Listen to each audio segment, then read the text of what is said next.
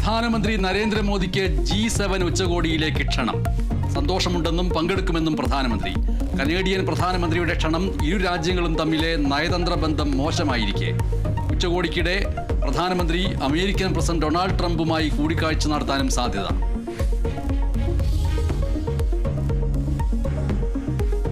പരിസ്ഥിതി ദിനത്തിലെ ഭാരതാംബ വിവാദത്തിന് പിന്നാലെ ഗവർണർക്കെതിരെ രാഷ്ട്രപതിക്ക് പരാതി നൽകി CPI. ഗവർണറുടെ ഭാഗത്തു നിന്നുണ്ടായത് ഭരണഘടനാ വിരുദ്ധമായ നടപടിയെന്ന് പരാതി. ഗവർണറെ തിരിച്ചു വിളിക്കണമെന്നും ആവശ്യം. പരാതി നൽകിയത് CPI MP Santhosh Kumar.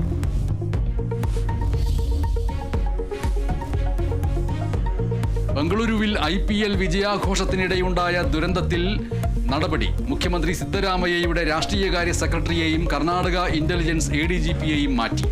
Virat കോഹ്ലിയെ arrest ചെയ്യണമെന്നാവശ്യപ്പെട്ട് സമൂഹമാധ്യമങ്ങളിൽ പ്രചാരണം. അറസ്റ്റിലായ RCBയുടെ ടീം മാർക്കറ്റിംഗ് തലവനും ഈവന്റ് മാനേജ്മെന്റ് കമ്പനി ജീവനക്കാരും റിമാൻഡിൽ. കർണാടക ക്രിക്കറ്റ് അസോസിയേഷൻ ഭാരവാഹികൾക്കെതിരെയുള്ള അറസ്റ്റ് ഹൈക്കോടതി തടഞ്ഞു.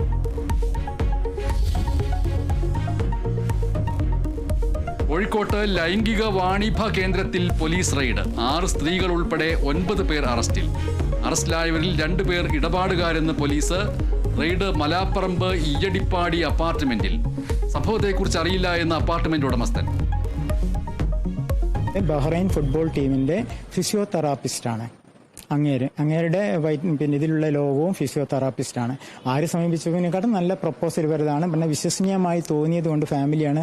അപ്പം ഞങ്ങൾ എന്നെ താഴെ താമസിക്കുക, പക്ഷേ ഇത് ഇഷ്ടപ്പെട്ടതുകൊണ്ട് ഭാര്യ എന്നെ ഇത് ബാക്കി നോക്കി നടത്തിക്കോളും, നിങ്ങൾക്ക് ടെൻഷൻ ഇല്ലല്ലോ എന്ന് പറഞ്ഞു. അങ്ങനെയാണ് ഇവർക്ക് വാടകയ്ക്ക് കൊടുത്തിരിക്കുന്നത്. തിരുവനന്തപുരത്ത് തൊഴിലുറപ്പ് തൊഴിലാളികൾക്കിടയിലേക്ക് കാർ പാഞ്ഞു കയറി ഒരു മരണം. മരിച്ചത് പാലച്ചിറ സ്വദേശിനി ശാന്ത. അപകടം ജോലി കഴിഞ്ഞ് വിശ്രമിക്കുന്നതിനിടയിൽ.